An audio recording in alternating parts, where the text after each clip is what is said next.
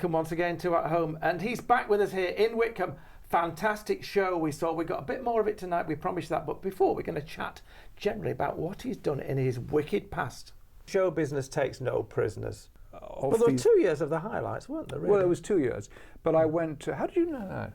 Oh, I remember. We have a research department. You've done it very well, because I remember another rock and roll singer of the time, and he was called Brian Hyland. I told him. He had a hit called Itsy Witsy Teeny Weeny Yellow Polka Dot Bikini. Oh. He told me, he said, Ian, if you have a top 10 hit, you're good for the gravy for 2 years.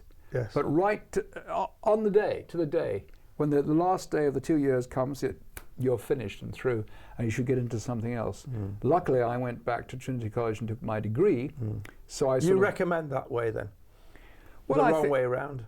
Well, I think so, and it keeps you humble too. And I went back and started to write books, and I do so many different things. It's confusing. But I became an author, but I still write books, and I still perform.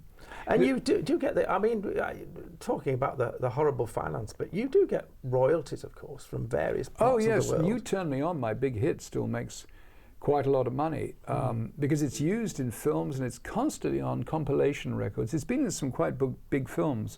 Do you remember this one? It's about 1956. A white sport coat and a pink carnation. I'm all dressed up for the dance. Oh, I should use an American accent. A white sport coat and a pink carnation.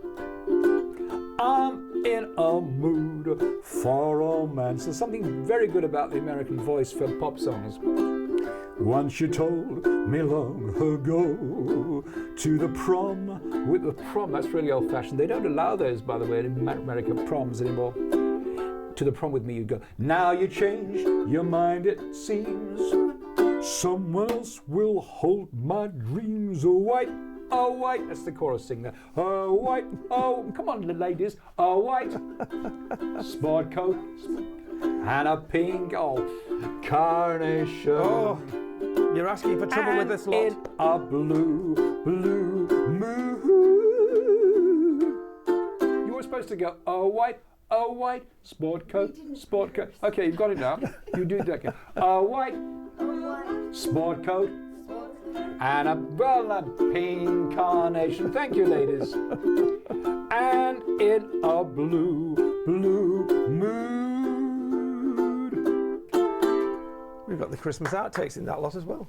Well, you know, that's what's great about this ukulele. I mean, that didn't sound well. You should judge. But I mean, that didn't sound too bad. And all I had was the ukulele.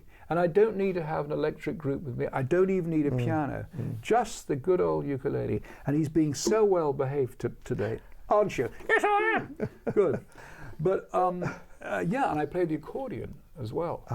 Have you brought the squeeze box with you? No, I couldn't. It was too heavy to bring. Although when I toured Japan, I'm going again to Japan.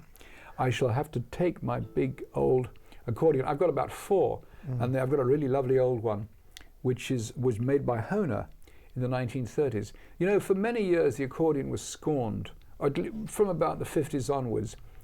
And I used to get rude remarks about the accordion. And actually, my uncle, who wrote songs, his writing partner said to me once, he said, do you know the definition of a gentleman? I said, no. He said, it's a man who owns an accordion but doesn't play it. Lovely. And I thought that's rather rude because...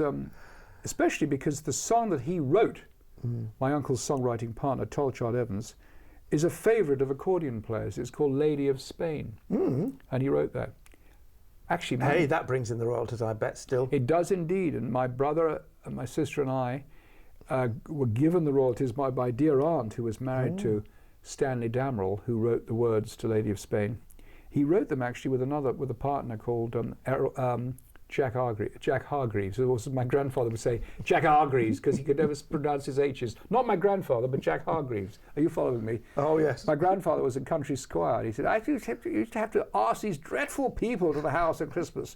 Your uncle, Stanley Darrell, this awful man, Jack Hargreaves.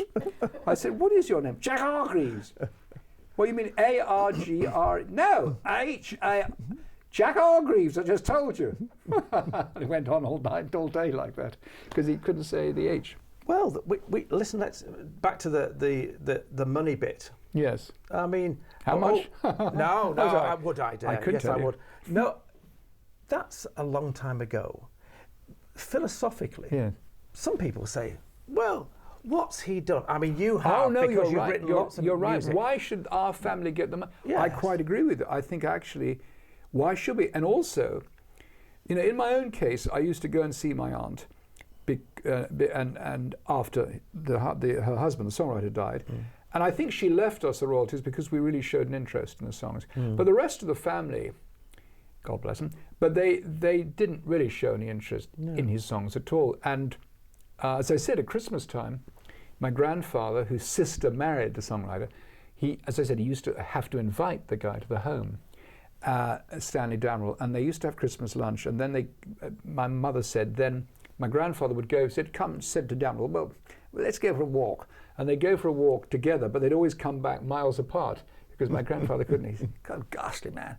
But he'd written these wonderful songs, and now he's probably better known than my grandfather. And remember, because he didn't just write Lady of Spain, he wrote Let's All Sing Like the Birdies Sing. Let's all sing like the birdies sing. Tweet, tweet, tweet, tweet, tweet. And he wrote one called, another one called, when the workers stop their daily grind, they put their tools away. But the organ grinder grinds and grinds and grinds and grinds all day. He is grinding and actually, it's not a very clean song, is it?